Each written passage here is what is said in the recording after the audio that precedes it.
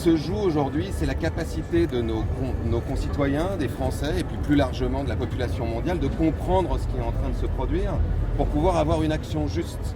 À partir du moment où ce type de récit inverse la charge de la preuve et qu'on rentre dans quelque chose qui est de l'ordre des vérités alternatives, on a un véritable problème démocratique. Et pour moi, cette dissolution des soulèvements de la Terre est le signe d'une faillite profonde de la démocratie, d'une incapacité à construire un consensus commun sur la situation, d'une incapacité à construire un dialogue entre des acteurs pour collectivement proposer des solutions qui sont à la fois à la mesure des enjeux, qui sont justes et qui sont d'une certaine manière acceptables par l'ensemble de la population.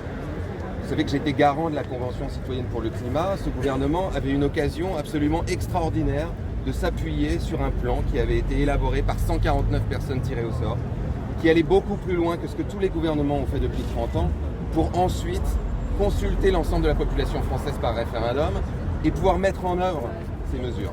Ça n'est pas le cas. Depuis les années 70, la plupart des gouvernements savent pertinemment ce qu'est le changement climatique, quelles seront ses conséquences.